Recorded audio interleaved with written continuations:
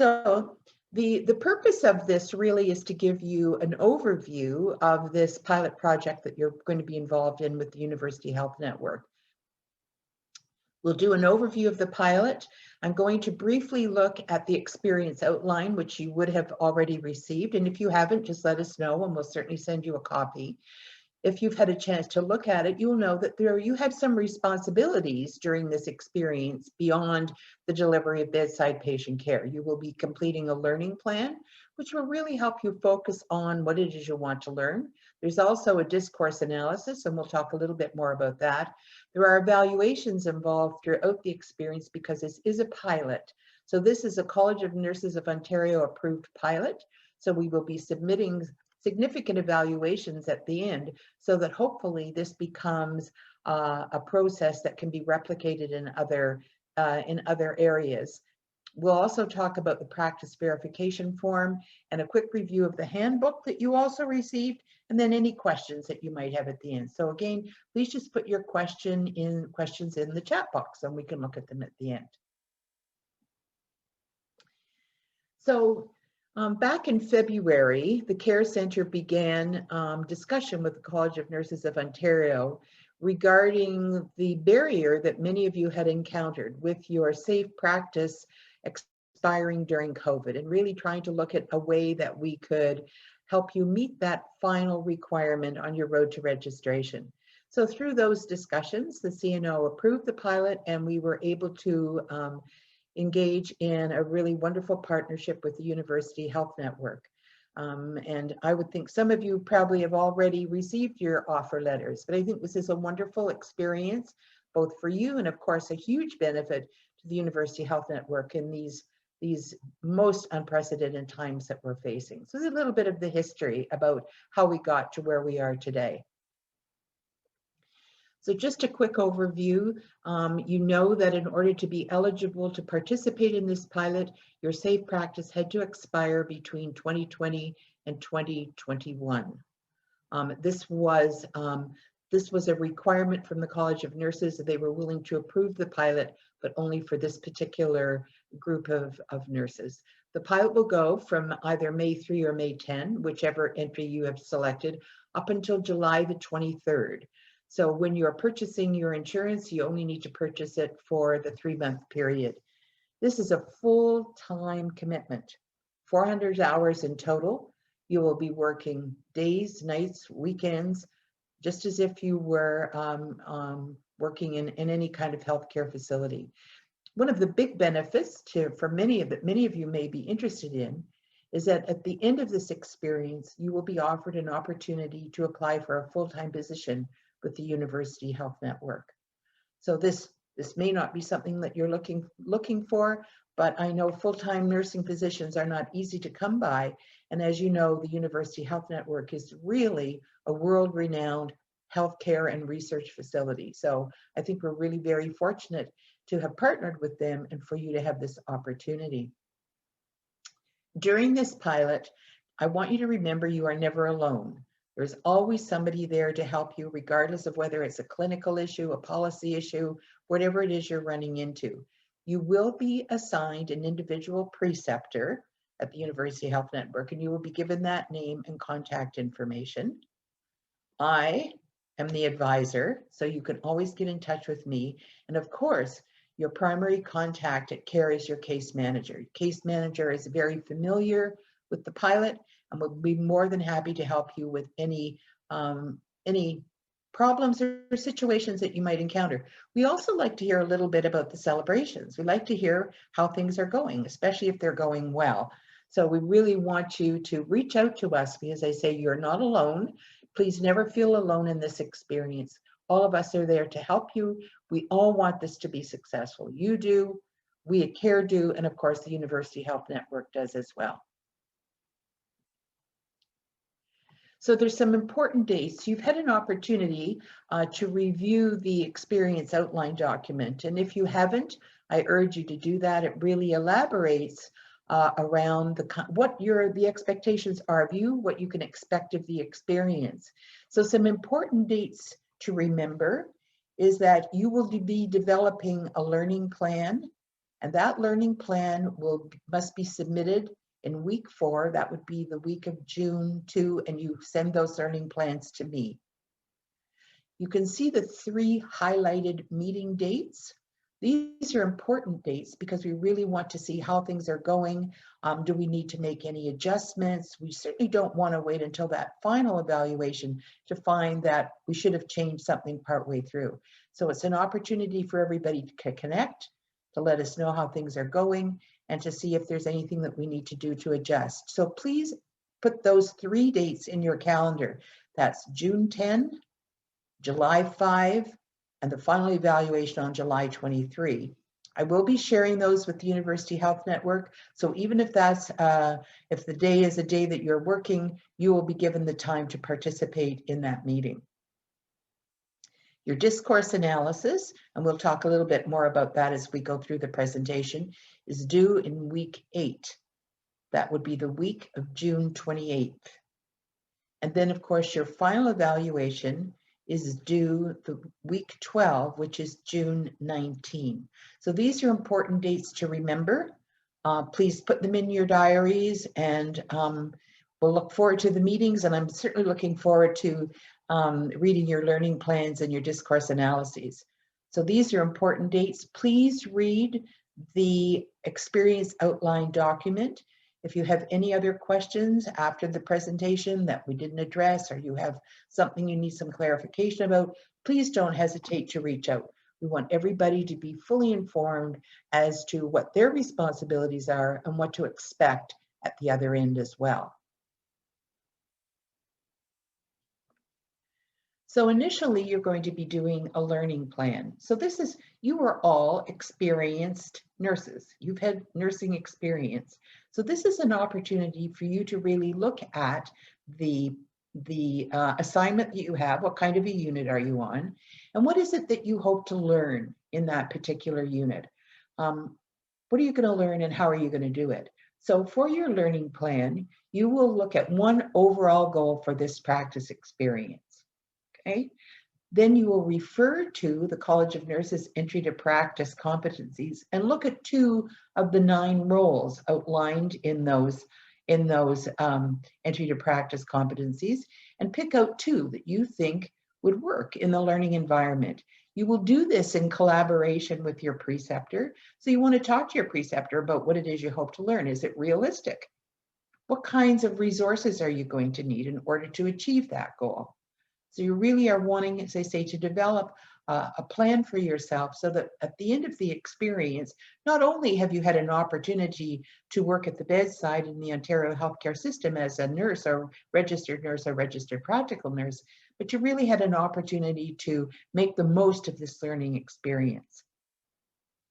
So 1 overall goal, 2 roles from the entry to practice competencies, and then some objectives. And I would refer you down to the bottom of the screen where you see tips for writing goals and objectives. So please look at that information. It will be helpful to you. And also the CNO has a wonderful information regarding developing SMART learning goals. So please have a look at those. Also, the CNO has, as I indicated at the bottom of this list, a learning plan template. So you've all done learning plans in the past, whether it was in your basic studies or advanced studies that you took. So you all know how to do a learning plan, but this really helps. You might find this template helpful. And again, if you have any questions, please don't hesitate to get in touch. However, I would urge you, please get in touch before the week of June 2nd so that you can really stay online with these important dates. So the learning plan is really key. As I say, you'll be doing it in collaboration with the preceptor and have some discussion. The preceptor may even have some ideas of things that you might find useful to learn while you're in the particular setting that you're going to be in. So the learning plan is a place where you start.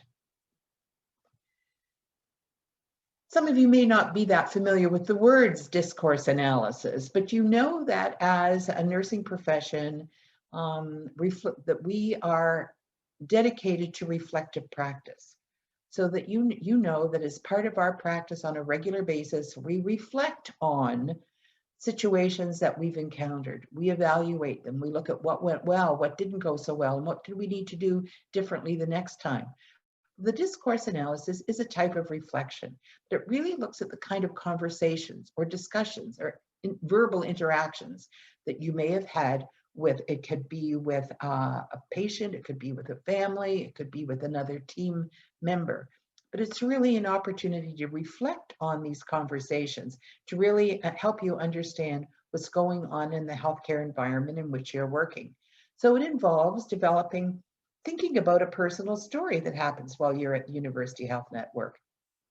And these don't have to be interactions that you felt were unsuccessful. Certainly an unsuccessful one you want to reflect on and you want to analyze and see how you could do it better. But it could also be a successful interaction that you thought really went well, and you want to analyze that to make sure you use those same approaches in other kinds of interactions that you might have. So you'll be thinking about a personal story. And as I mentioned, this is due in not until week 8. So you will have been in the environment for several weeks. So you will have had some experiences to reflect upon. You'll be analyzing that personal story, and the Giddings reference, which is on the pilot outline, is a good article that will really help you in terms of analyzing your personal story and looking at the different components of a discourse analysis.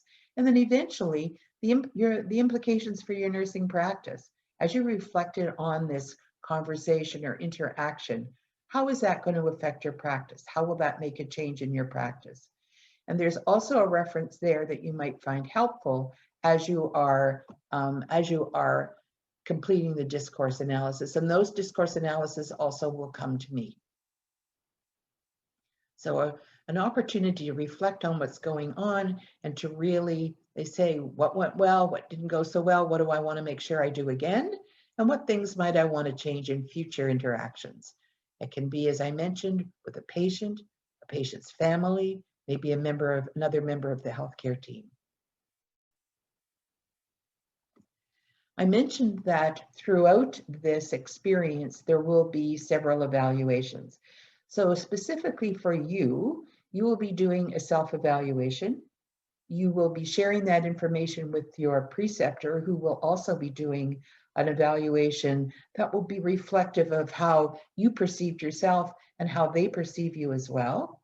And that one will be happening partway through the experience. And then we have a final evaluation at the end, which again will be a combination of your evaluation of the situation that you were in and how you were able to meet the goals of your learning plan, what you learned from that. And the preceptor will have some input as well. At the end of the experience, once I've received your final evaluation, you will be given a practice verification form. Some of you may be familiar with that.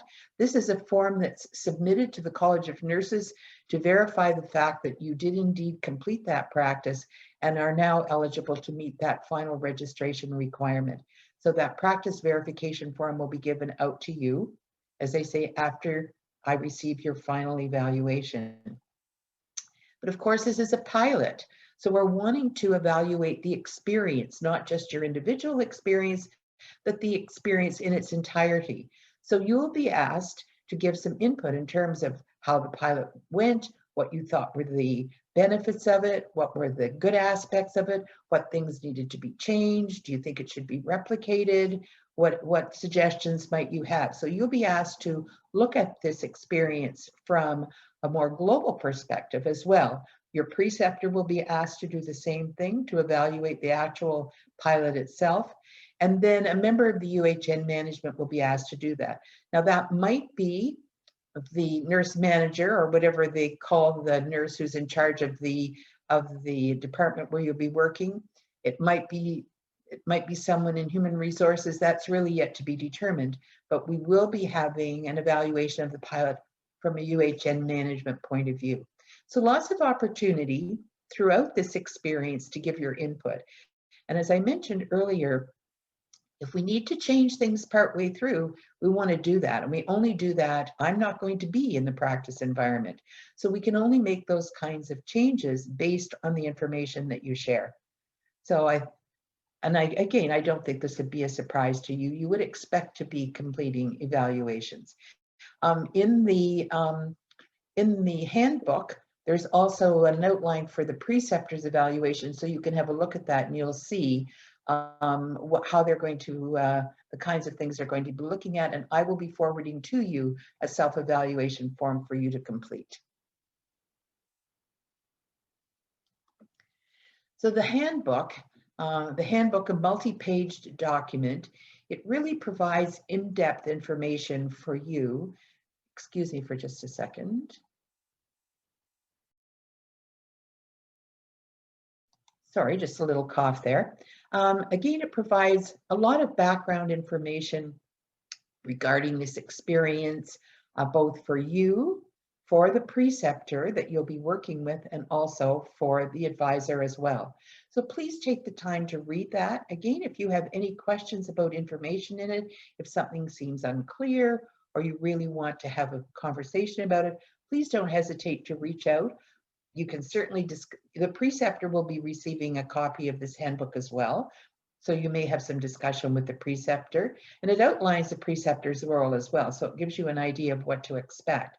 Or you may want to speak to myself or to the case manager if you have any questions about the handbook. But please take the time to review it and to read it, the same as the pilot description. Please take the time to read these.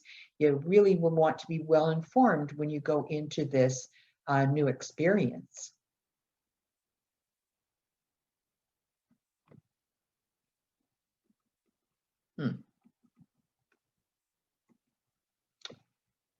Well, for some reason this doesn't want to move.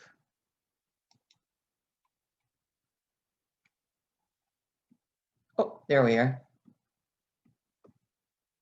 So I'm going to just have a look to see. I'm going to just minimize this now so that I can look at the questions from the chat box.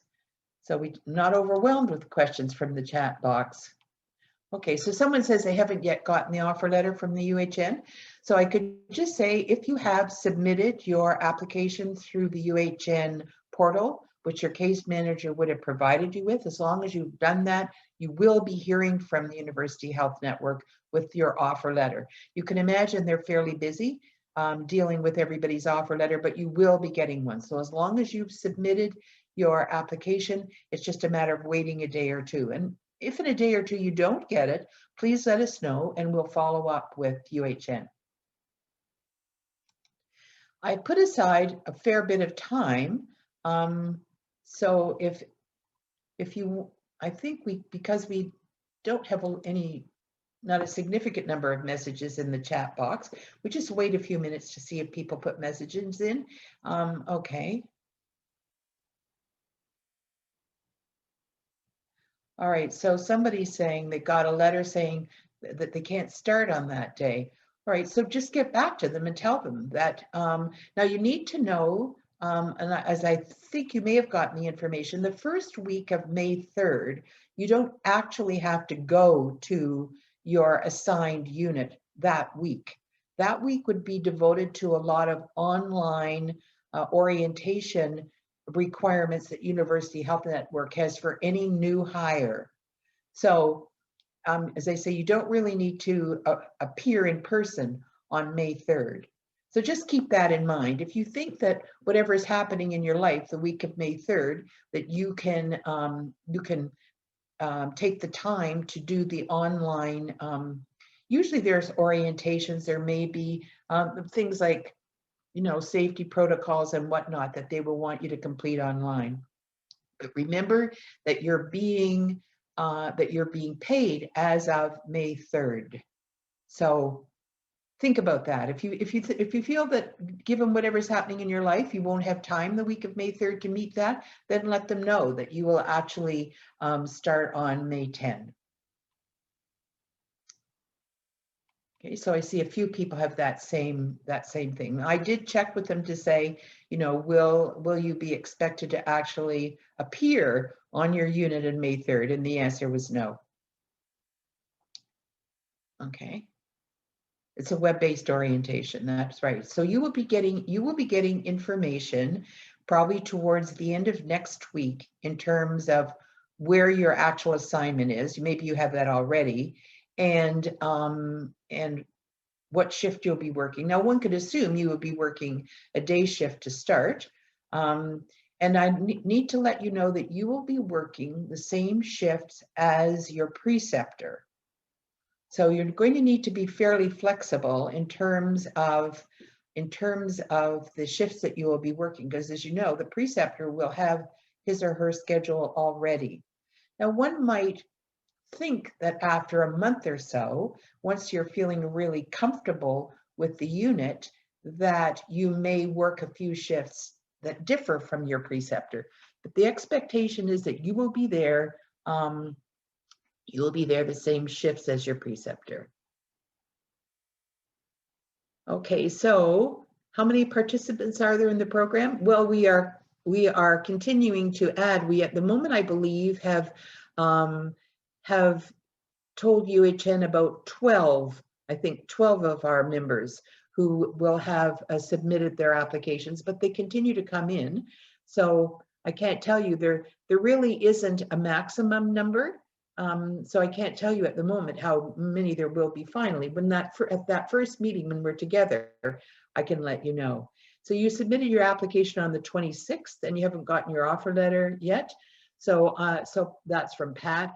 Pat, if you don't have, so this is what, what's the date today? Isn't that terrible? I don't know the date today, the 29th. So if you don't get your offer letter today, please let me know and I will get on to them, okay? But you put your application through the application portal, is that correct? Pat? Yes, that's correct. Okay. I was told I should go to try. What is that? I don't know what try is. Diana, do you want to tell us what I'm sorry, I don't know what your question is. They said it's TRI because I think Toronto Rehabilitation Institute. That's what Oh, they okay. say. Yes.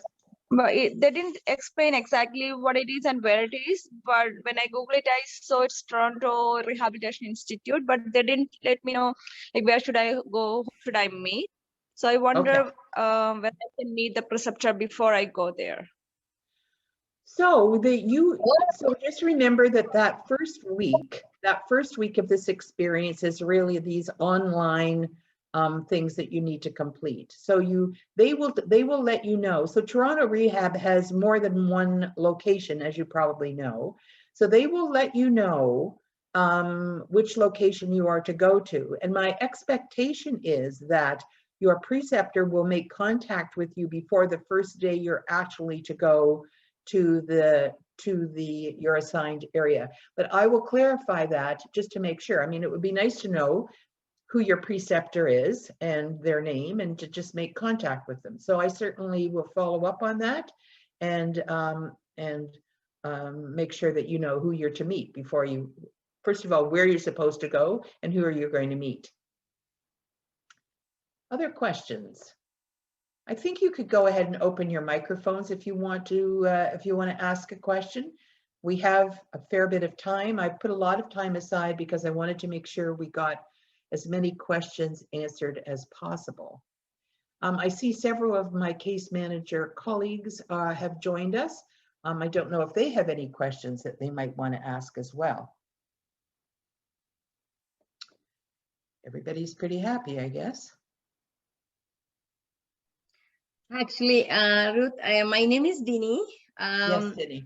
Yeah, actually, I have a question regarding the professional liability insurance. Yes. I actually submitted 2 of them. The RNIO gave me membership and they mentioned that I am eligible for PLI. And the RPNAO, they provide me 3 million of eligibility. So I don't know. Is it needed the 5 million professional liability insurance is needed, or I need to apply for that? Okay, so there's 2 parts to your question, Denny. So am I hearing you correctly to say that you have liability insurance from WeRPN? Yes, they provide me 3 million coverage. Okay.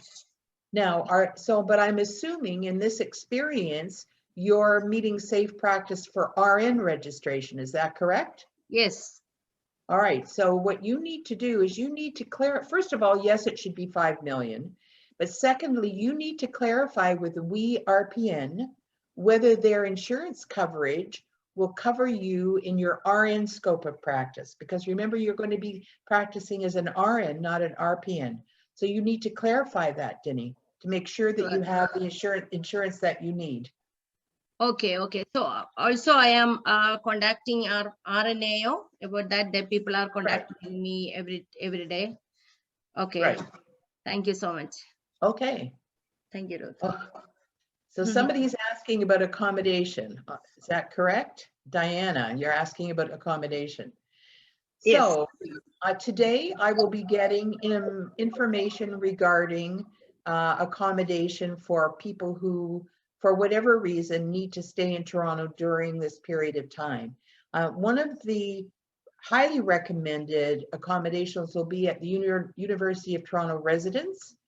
And I'll have more information about that in terms of contact. But yes, we will be providing you with information that you can then follow up to get accommodation in Toronto for the period of time that you're engaged in this pilot. So it's coming, Diana. I just spoke with the gentleman at UHN just before this meeting, and he's sending me the information. Thank you. Okay. Other questions?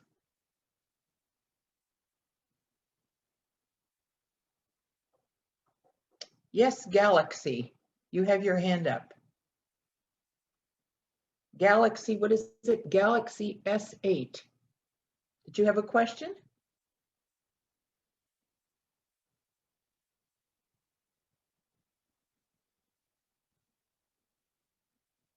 Do you know who you are, Galaxy?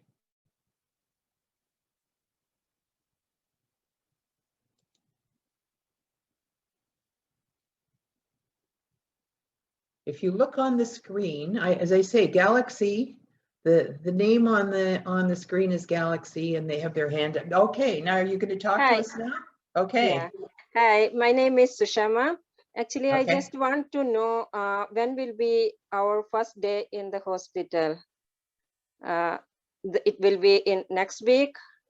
If you indicated that you were starting on May 3rd, my Yes. understanding is that you will actually go to wherever your practice area is a week from there, which would be on May 10. All right. If Okay, you thank you. indicated that you were going to start on May 10, then you would go to your practice environment on May 17. Now you will be getting that information from the University Health Network, both where you're supposed to go and the day that you're supposed to show up, and hopefully the contact information for your preceptor. Okay, thank you. Okay. Anybody else have a question? My time is your time. So yes, Mariah, do you have a question? Yes. Just a minute. Yeah. So if somebody got sick during the program, so how it's going to affect the whole program? So they have to take the leave, right? So, I mean, Well, if you get a cold or you get the flu, you take a day off sick, just like you normally would at work. okay. Yeah, If you just get know. COVID, that's a whole separate issue. But Mhm. no, I mean, you would take a day off. You just like, you would treat this as you would treat it as if you were going to work every day. You call in advance, you let them know you can't come for your shift, you tell them what's wrong, and you report back. But remember, you have to have completed 400 hours. Yes. So Okay. if that impacts on that, then you may have to work an extra shift in order to, we're not going to worry about 3 or 4 hours or even 8 hours. But if you just say, let's say you got sick and you were off for a week, Mm-hmm. then you'd have to make that week up. But just treat it like you would anytime you're going to work. But just remember, please, I know you would do this anyway. You must always let people know in advance if you're not coming to work. Okay. When you were working as a nurse, you wouldn't just not show up for work. You would call the unit and let them know that you couldn't be there. You have to let your preceptor know you wouldn't be there as well. Okay. So Okay. another, yeah, thank you. So another question, is it possible for us to get the duty schedule so we can adjust with the, I mean, like if it is possible, we can do arrangements, right?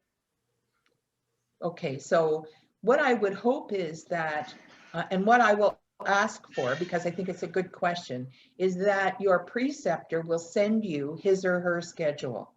Okay. All right, because you will be working the same shifts as a preceptor. That's why, as I say, you have to be prepared to be quite flexible, certainly at the beginning. But I will ask that the preceptor forward at least the first couple of weeks so that you know what you're doing. You don't want to just show up Monday and not know what you're doing for the rest of the week. So I can certainly ask that question. I think it's a really good question. Yeah. Okay, thank you. Okay, Yeah. anybody, any other questions? Ruth, just a follow-up question with Mariah's question. When it comes to, because we know that the end date will be July 23, right? If let's say they have like a few days off because of sickness and stuff, that can be extended, right? Or they're very strict on July 23 is the Well, last date. I think that the expectation is that the person will finish July 23. I think if they had to put in an extra day or something, I don't think that would be an issue. I think if it's an illness of any duration, Lourdes, I think we'd have to look at it individually and see how we could work that out. Okay, perfect. Okay. Okay, thank you. Some of you will be working 12-hour shifts, some will be working 8 hours. I don't know what it is at the moment. I don't know what the shifts are in the various units. But again, that's something that you'll know before you go the first day. I'm sure you will get all kinds of information from University Health Network. There was a question there about liability insurance. What is it? Mrs. Ruth, Okay. Mrs. All right. Ruth, So sorry, go ahead. can we use a regular scrubs or do we need to purchase the UHN special code? Can we use our regular scrub tops, uniforms? Oh, of course. No. There is no special uniform. You wear whatever you would normally wear to work. UHN doesn't have a prescribed uniform. Okay, thank you. So you wear your scrubs or whatever you wear. So there's a question here about the liability insurance. So what you do is you apply for student membership at the RNAO, and you will be given a student membership number.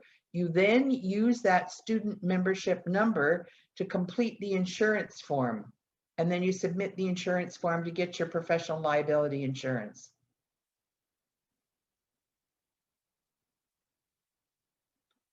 Was that clear, Pia? Pi? This is an arrangement that you have to make. Kara's not making it on your behalf. Yeah, clear. Yeah, thank you. Okay, good. Yes.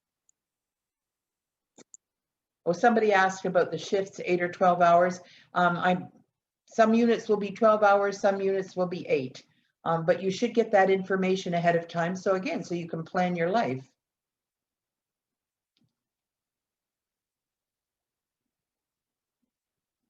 Okay, so somebody's asking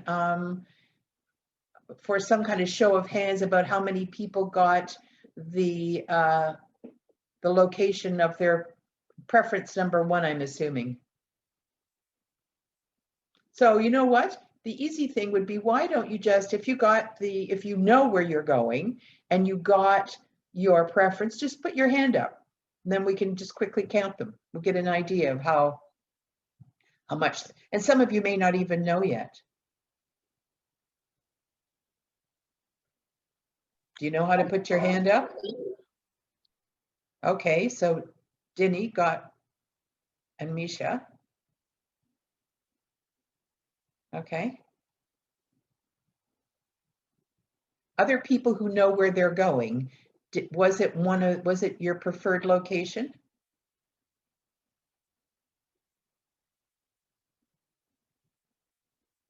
So if the reaction that we have thus far indicates that some people have certainly gotten got their preferred location. We talked about the accommodation, we talked about the preferences. Yes, and I concur with your question, Mariah, about the scheduling. I certainly will follow up on that. All right.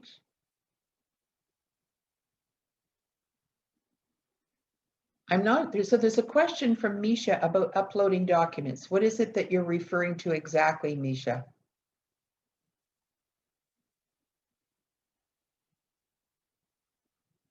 Is Misha still with us? Hi, Ruth. Yes. Hi. Yesterday when I got the offer letter, they Yes. sent before 5 days prior we have to upload all the documents. Okay. So my TB test and all it's not yet ready. So is it okay before 10th I can upload? Or Yes. yeah, it's fine. Yeah. Yes. And one more thing, if any issues, we have to contact you, right? You are the advisor for us. If there's any what? If any issues, we are Any going issues? to, yeah, Yeah. we can contact anytime, right? Yeah, so it sort of depends, Misha, on what the issue is. So if it's a clinical issue, then it may be something that you want to discuss with your preceptor, because I'm not in the clinical environment. If it has to do with patient care or a policy or something like that, then you'd want to talk, first of all, with your preceptor. If that was unsuccessful, then you could certainly talk to me or to your case manager. But any other kinds of issues that come up that don't have to do with the actual clinical practice, certainly you can talk to your case manager or you can talk to me. Oh, We are available. As I say, you're not alone. You don't have to face that's any good. issues on your own. Okay, that's a great help, Ruth. And one more thing regarding the learning plan and the other discourse activity, we have to show first to you or to our preceptor, our draft, whatever it is. How is it? So when you are developing your learning plan, Misha, you will want to do it in collaboration with your preceptor. Okay. So you want to make sure that your goals that you've identified for the experience are goals that can indeed be achieved on the unit where you'll be working. And then if your preceptor knows what it is you're wanting to achieve, then he or she can help you along the road to that.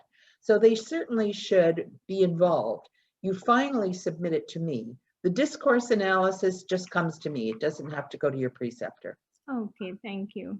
Okay? Thank you, Ruth. Okay.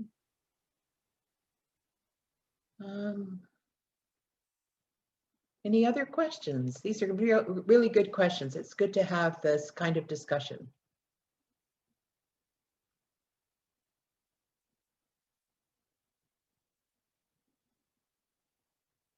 I wanted to remind you, maybe for those of you who came in a little bit late, that this session is being recorded and it will be accessible through the CARE website. So if you want to go back and review it again, or you missed a part of it, or you're not sure, then you can go and listen to it again. I didn't show you the final slide, but my email address is on the final slide. So you can always email me. Mrs. Ruth, Yes, Diana. I have a question. Is that preceptor going to be with us all day, or they're going to allocate some patients and they will check with us intermittently? Like, how does it work? Well, I mean, so my expectation, Diana, would be that for the first few shifts that you're there, you and the preceptor will probably manage one assignment between you. Until you're comfortable with the unit, you understand, you know where everything is, you understand their approach to care, etc. Then after that, both an agreement between you and the preceptor, then I would expect that you would be responsible for your own assignment with the preceptor there as a resource for you.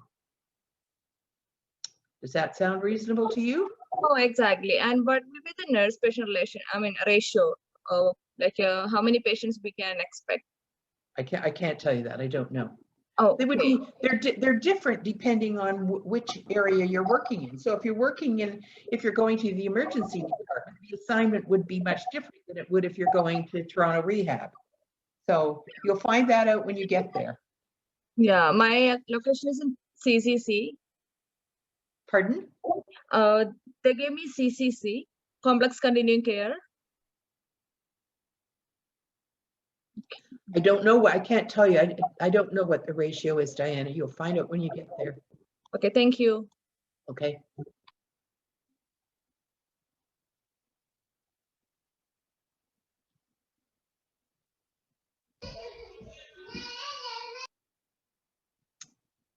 Mariah, you have a question? Yes, Ruth.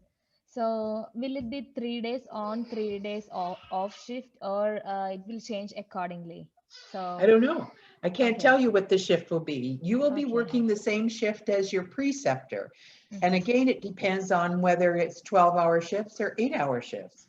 Okay. So but I will ask that you be sent a copy of the preceptor schedule so that you, as I say, you need to make arrangements for your own life. But I don't know if it's 3 on and 3. I mean, that's a 12-hour shift schedule. I don't know if they work 12 hours or not.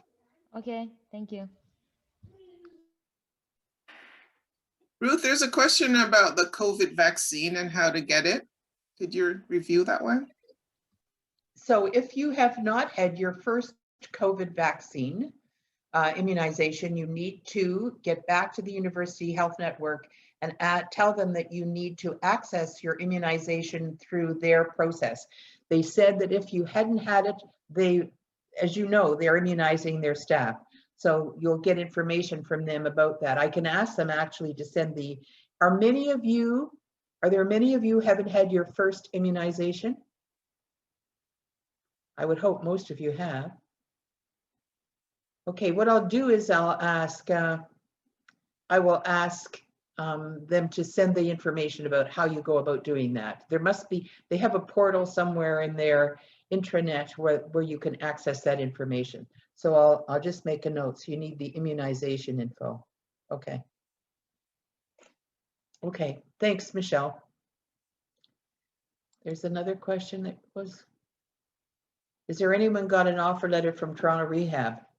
Diana's asking. You want to know if anyone else is going there? Is that why you're asking the question? Exactly. Well, you know that they have several locations. So they have a location on University Avenue, one on Dunn, and one over behind Sunnybrook. So did they indicate which campus you'd be going to, Diana? Or not? It's from Bickle. I think I have here. Look,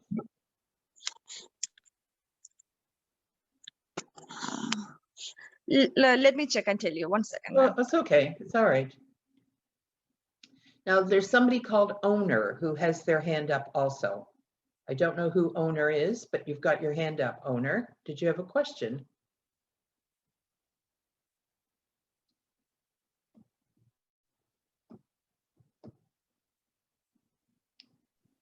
Hello. Oh, hi, Owner. Hi, my name is Kathleen. Yes. Hi, I was just wondering, they sent me a request about police criminal record check. Yes. I sent it, I have only the screenshot on my CNO application. I don't have the paper like police check. You never got a document from your police check? I did, but I can't find it anymore. Okay. Well, then, you know what, then send them the screenshot and just tell them that. Okay? Just tell them that you've misplaced the original document, but you have the screenshot from the CNO. Just send them that. Thank you. Okay? Okay. All right.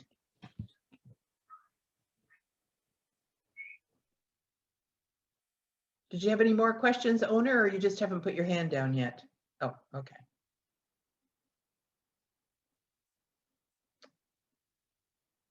Other questions? Mrs. Ruth, Yes, Diana. my placement will be EW Bickle Center, Toronto. EW Bickle Center for Complex Continuing Care.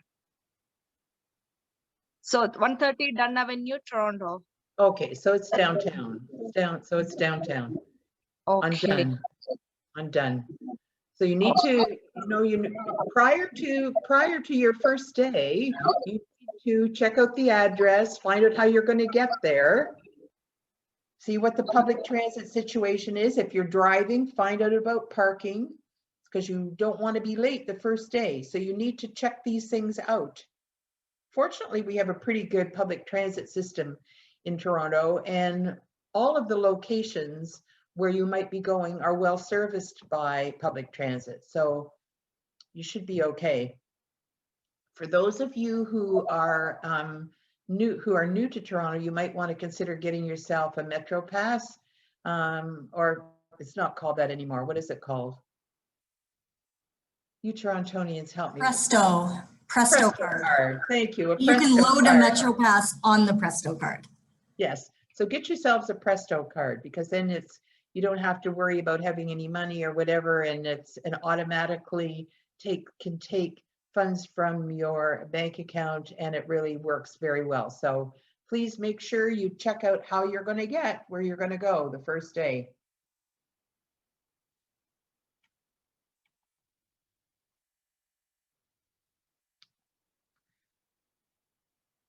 Lourdes has sent us a link which is called ttc.ca to get information regarding, and when you bring that up, it'll ask you where you are and where you're going, and it will tell you a route that will get you where you need to go. And as I say, if you're driving, make sure you check out parking, especially if you're going to be in one of the downtown campuses. You don't want to be driving if you're going to the UHN or the Toronto Western.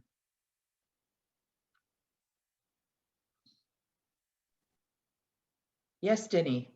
Hi, Ruth. I read that later. It is mentioned that I please to confirm your offer of a temporary casual position as a clinical extreme. So it's a temporary casual position or a full-time time they are offering? They're classifying it as temporary casual, but you're going to be going full-time. Okay, thank you. If you think about it, Denny, it's a 3-month experience, 3 months, and you have to put in 400 hours. Well, if you work that out, that's full-time. Okay, thank you, Ruth.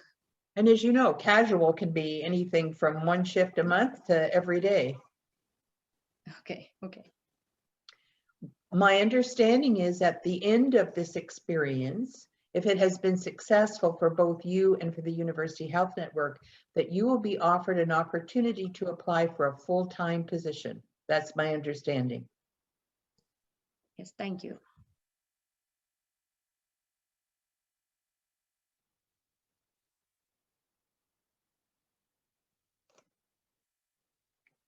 Other questions?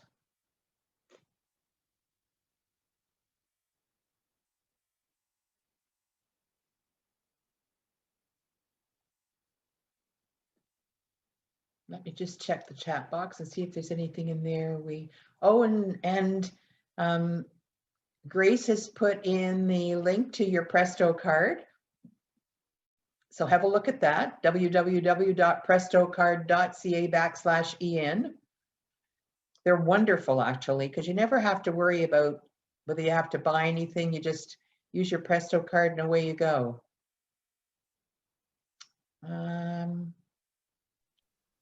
I think maybe we've answered the questions in the chat box. Mrs. Ruth? Yes, Diana. As you said, we are 12 members for this program, right? No, I didn't say that. What I said was that there have been 12 so far. Oh, okay. So is that okay, like to communicate with other colleagues if we need any help with the learning plan and other things? Are they okay for that, the other colleagues, or? I think it's up to colleagues to, say whether it is and whether they are okay, in fact, with sharing information. I think there can be great benefit to networking and to chatting with each other around things that are happening. So what I would ask anybody who's on this call today doesn't want their email shared. To let me know. Otherwise, I will assume this is Thursday. I'll assume if I haven't heard from you that you don't want your email shared by the end of tomorrow, that you all are okay, and I will send you out an email with everyone's email address so you then can connect with each other. How's that, Diana? That's great. Okay, because Thank you it's so good. It's good to check in with others to see how they're doing and to compare notes.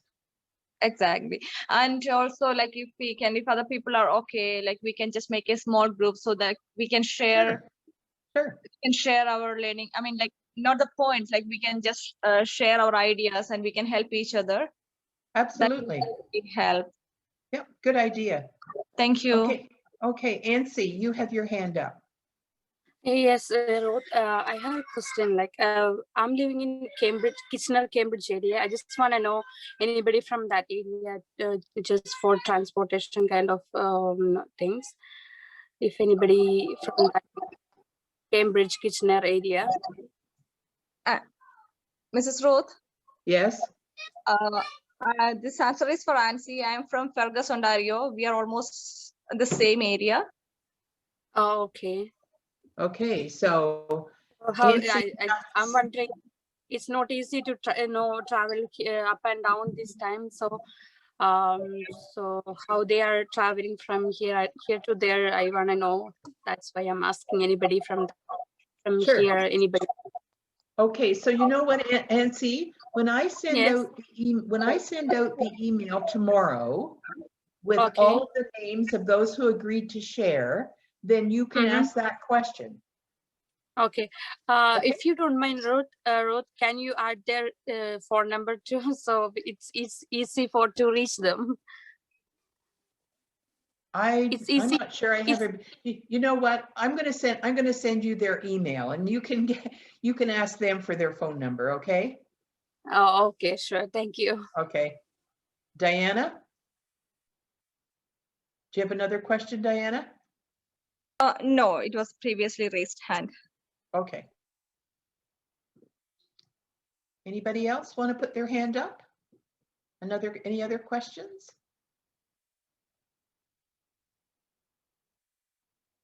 This is your big chance. Ask a question if you have it. My time is your time. Mrs. Roth, one more question. So I don't know if it makes sense. So once they gave a location, is it possible to change for some reason? So do we need to follow what they allocate for us? You need to go to the allocation that they assign. Okay. You've already indicated your preferences, and they will try to they'll try to give you your preference, but it may not always be possible. So no, we can't be changing around, Diana. You have to go where they send you. Okay. Okay, thank you. Okay, well, we're just coming up on the hour. We've had an hour together. You have, as I mentioned, you have my email address. You can speak to your case manager if you have any questions. I will follow up with some of the things that you've asked regarding scheduling and the preceptor and information regarding immunization. And you'll be getting also, your case manager will be getting the accommodation information. So please reach out to him or her probably by the end of today. I should have the information by the end of today if you need to make arrangements. But if there are no further questions, I wish you all the best of luck. I look forward to seeing you at our first meeting, and I look forward to getting your learning plans. It's all very exciting. So good luck to everybody. Good luck. Thank you. Bye. Thank you. Thank you. Bye. Bye.